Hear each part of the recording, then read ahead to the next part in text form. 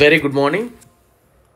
Railway exams NTPC, group D, RPF, ALP మరియు technician ఎవరైతే prepare అవుతా ఉన్నారో ఒక డైలీ టార్గెట్గా పెట్టుకొని పర్ఫెక్ట్గా ప్రిపేర్ అయితే డెఫినెట్లీ సక్సెస్ అవుతారు.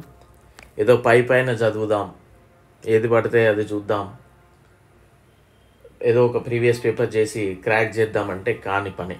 సబ్జెక్ట్ ఓరియంటెడ్ నేర్చుకోండి, పర్ఫెక్ట్గా నేర్చుకోవడానికి అయితే ప్రయత్నం చేయండి. సో 9th డే 13th ఫిబ్రవరి 2024 మీరు ఏం చదవాలి అనేది ఈ వీడియోలో చెప్తాను. దాంతోపాటు 8th డే ఎంతవరకు చదివారు అనే దానిపై కొన్ని ప్రశ్నలు అడుగుతాను. ప్రతి ఒక్కరూ ప్రశ్నలు అడిగినప్పుడు పార్టిసిపేట్ చేయండి. ఏదో నిన్న ఒక్కరోజు వీడియో చేయనందుకు వీడియో చేయలేదేంటి అని చాలామంది టెలిగ్రామ్లో మెసేజ్ చేశారు. బట్ వాళ్ళు ఒక్కరోజు కూడా మీరు ఆన్సర్స్ అయితే తెలియజేయట్లేరు. అది చాలా ఇబ్బందిగా ఉంది. సో ప్రతి ఒక్కరూ ఆన్సర్స్ అయితే ప్రయత్నం చేయండి. అండ్ మన యొక్క యాప్ లాస్ట్ బెంచెస్ యాప్ని డౌన్లోడ్ చేసుకోండి, లింక్ డిస్క్రిప్షన్లో ఉంటుంది. టెలిగ్రామ్ ఛానల్లో కూడా జాయిన్ అవ్వండి. అండ్ మీరు ఒకసారి మన క్లాసెస్ చూడండి యూట్యూబ్లో, నచ్చితేనే కోర్సెస్ తీసుకోండి. ఓకే, సో 8th డే రోజు మనం ఏం చదవాలి అని చెప్పుకున్నామంటే ఏజెస్లో కొంత భాగము, డైసెస్, అదేవిధంగా ఫోర్స్ బలము, పిహెచ్ వాల్యూస్, హెడ్ క్వార్టర్స్ ప్రధాన కార్యాలయాలు నేర్చుకోండి అని చెప్పడం జరిగింది. దీనికి సంబంధించిన ప్రశ్నలు అడుగుతాను. ప్రతి ఒక్కరూ ఒక్కరిద్దరు మాత్రమే ఆన్సర్స్ తెలియజేస్తూ ఉన్నారు, మిగతా వాళ్ళు అంత ఇంట్రెస్ట్ అయితే చూపెట్టట్లేదు. సో ఓకేనా. పిహెచ్ స్కేలు కనిపెట్టింది ఎవరు? సెకండ్ క్వశ్చన్, పిహెచ్ విలువ ద్రావణములోని వేటి అయాన్ల గాఢతని తెలియజేస్తుంది? థర్డ్ క్వశ్చన్, పిహెచ్ విలువ 7 కంటే తక్కువ మరియు 7 కంటే ఎక్కువ మరియు 7 ఉంటే ఏమి అంటారు? దంతక్షయము పిహెచ్ విలువ ఎంత ఉంటే వస్తుంది? ఫిఫ్త్ క్వశ్చన్, మానవుని రక్తం యొక్క పిహెచ్ విలువ ఎంత? సిక్స్త్ క్వశ్చన్, స్వేదన జలం యొక్క పిహెచ్ విలువ ఎంత? సెవెంత్ క్వశ్చన్, ప్రపంచ వాతావరణ సంస్థ ప్రధాన కార్యాలయం ఎక్కడ ఉంది? ఎయిత్ క్వశ్చన్, అంతర్జాతీయ కార్మిక సంస్థ ప్రధాన కార్యాలయం ఎక్కడ ఉంది? ఏ సంవత్సరంలో ఏర్పాటు అయినది? నైన్త్ క్వశ్చన్, ఐఎంఎఫ్ అనగా ఏంటి? ఎప్పుడు ఏర్పాటైంది? దాని యొక్క ప్రధాన కార్యాలయం ఎక్కడ కలదు? వీడియో లైక్ చేయండి దయచేసి. ప్రపంచ ఆరోగ్య సంస్థ ప్రధాన కార్యాలయం ఎక్కడ కలదు? నెక్స్ట్ క్వశ్చన్, యునిసెఫ్ యుఎన్ఐసిఈఎఫ్ అనగా ఏంటి? దాని యొక్క హెడ్ క్వార్టర్స్ ఎక్కడ కలదు? 12th క్వశ్చన్, 25 kg ద్రవ్యరాశి గల వస్తువు 8 m/s² అను ఏకరీతి త్వరణముతో కదిలితే వస్తువు ద్వారా ప్రయోగించిన బలము ఎంత? 13th క్వశ్చన్, 80 kg ద్రవ్యరాశి కలిగిన వ్యక్తి 240 N బలముతో పరిగెత్తుతున్నాడు అయిన త్వరణం ఎంత?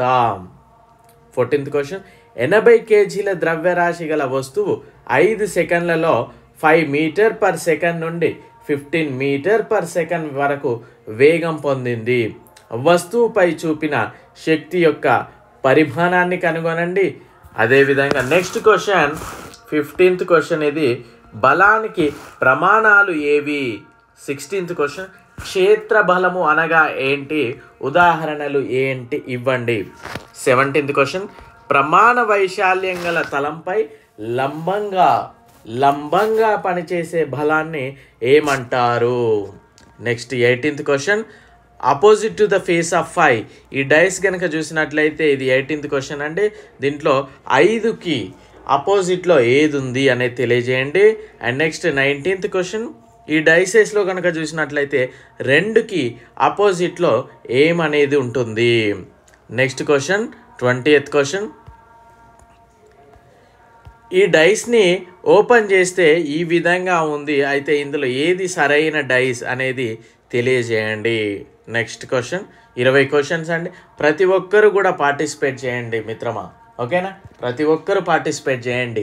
ఎవరికో అడుగుతా ఉన్నాడు క్వశ్చన్స్, మనకు కాదులే అని అనుకోకండి. జస్ట్ ఇక్కడ డే 8 ఏది ఉందని ఇది ఒక్కటి పట్టుకొని కాదు, మీరు ఎంతవరకు చదివారనేది మీకు తెలియాలన్నా కూడా కొన్ని క్వశ్చన్స్ అడిగినప్పుడు ఆన్సర్స్ చేయండి. అది చూసే వాళ్ళకి కూడా చాలా ఇన్స్పిరేషన్గా ఉంటుంది. ఓకేనా? సో నెక్స్ట్ డే 9th రోజు చదవాల్సినవి మనం ఏజెస్కి సంబంధించి రిమైనింగ్ టాపిక్ ఏజెస్ చదవండి. అదేవిధంగా కంప్లీషన్ ఆఫ్ ఫిగర్స్, ఎన్టీపీసీ వాళ్ళు కావచ్చు, గ్రూప్ డి కావచ్చు, ఎస్ఐ కానిస్టేబుల్, రైల్వే టెక్నీషియన్ వాళ్ళు కావచ్చు, ఏజెస్ చదవండి, కంప్లీషన్ ఆఫ్ ఫిగర్స్ చదవండి. అదేవిధంగా నేషనల్ పార్క్స్ చదవండి. ఇక ఇది నేషనల్ పార్క్స్ అండి. ఓకేనా? సో ఏఎల్పిసిబిటి 1 వాళ్ళు మాత్రం మీరు కనుక ఈరోజు ఫస్ట్ డే చూసినట్లయితే మనం ఫిబ్రవరి ఈ రోజు నుండి మీరు డైలీ టార్గెట్ పెట్టుకొని కంటిన్యూ చేయండి. ఏజెస్ చదవండి, కంప్లీషన్ ఆఫ్ ఫిగర్స్ చదవండి, మ్యాగ్నెట్స్ అయస్కాంతాలు చదవండి. ఫిజిక్స్లో ఎలిజిబిలిటీస్, పాలిటీలో ఎలిజిబిలిటీస్ అర్హతలు, అంటే ఇప్పుడు రాష్ట్రపతికి కావాల్సిన అర్హతలు ఏంటి, మళ్ళీ నెక్స్ట్ ప్రధానికి కావాల్సిన అర్హతలు ఏంటి, ఎమ్మెల్యేకి కావాల్సిన అర్హతలు ఏంటివి, గవర్నర్కి కావాల్సిన అర్హతలు ఏంటివి, ఇవన్నీ కూడా ఎలిజిబిలిటీస్. వాళ్ళని ఎవరు తొలగిస్తారు, వారికి ఎవరి ప్రమాణ స్వీకారం చేపిస్తారు, ఇలాంటివన్నీ కూడా మనం చదవాల్సిన అవసరం ఉంటుంది. దీనితో పాటు ఆస్కార్ అవార్డ్స్ కూడా చదవడానికి ప్రయత్నం చేయండి. మనకి డిసెంబర్లో ఇవ్వడం జరిగింది. సో ఇది డే 9th. ఓకేనా? సో ప్రతి ఒక్కరు తప్పకుండా ఫాలో అవడానికి అయితే ప్రయత్నం చేయండి. అట్లీస్ట్ ఒక వీడియో ఒక 500 మంది చూసినా కానీ నాకు కూడా చెప్పాలి అనే ఆలోచన వస్తుంది. 100-200 మంది కోసం నేను 1 hour టైం స్పెండ్ చేయాలి అని నేను మాత్రం అనుకోను తప్పకుండా. ఓకేనా? I wish you very good luck. Thank you. All the very best.